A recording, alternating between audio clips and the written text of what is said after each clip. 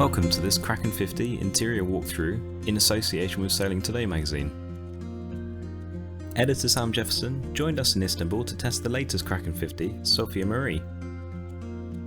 The full Sailing Today review can be read in the October issue, which is out now, or on the Sailing Today website. As well as the interior, we also recorded an exterior walkthrough with Sam, which will be released soon.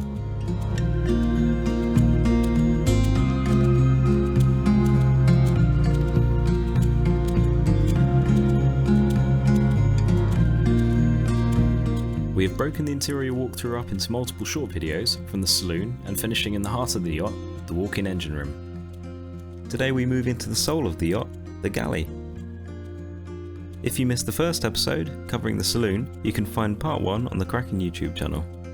And with that, we'll start our walkthrough.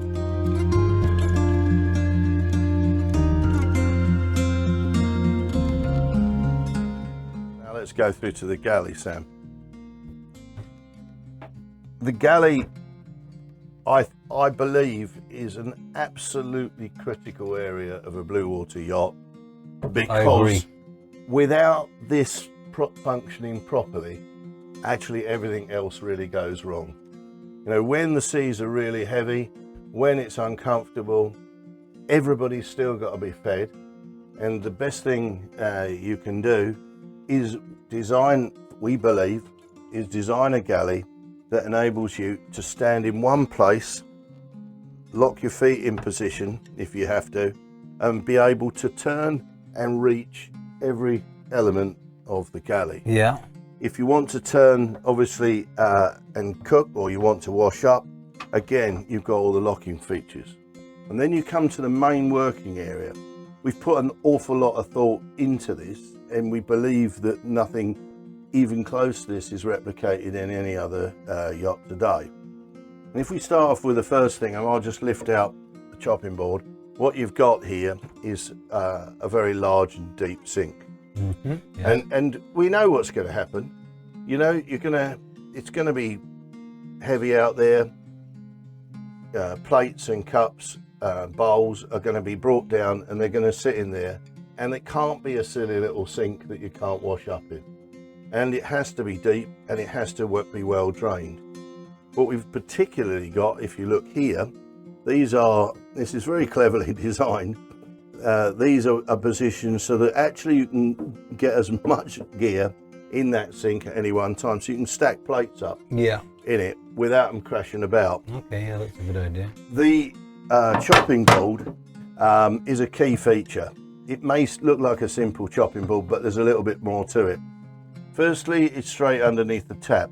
If you're underneath the tap, and if you're gutting fish, or you're cleaning, or you're peeling potatoes, or whatever you're doing, your rubbish, your gash, is going to go in two different directions. Your refuse that is going to need to go ashore, that is non-biodegradable, that comes into the waste bin here. Yeah. And as you can see, it's just easy to sweep it in. When you want to change it, this chute comes out, this lifts forward, as you can see, and as you know, we've been out sailing today. Yeah. And here it is. This drops forward and holds in position. You change the bag and put it back, drop it in, and back goes. Now you've got a work surface, full work surface. Nice. The other side is a different story, because this is all biodegradable. You're sailing across oceans. It's fish guts, it's, you know, whatever you've trimmed off your veg. We lift this cover off, sweep whatever you want to in this side, and then this bin lifts completely out to go up and overboard. Okay, yeah. All right, so what we're trying to make people think about is the kind of use that they've got of their foodstuffs, and reduced plastics, and all the rest of it. And so the cleaner you can live, the better, we think. And all of the stuff goes over the overboard, obviously particularly only biodegradable. Yeah. What we've got, and a feature of Kraken's, is this full Corian moulding and fiddle rail.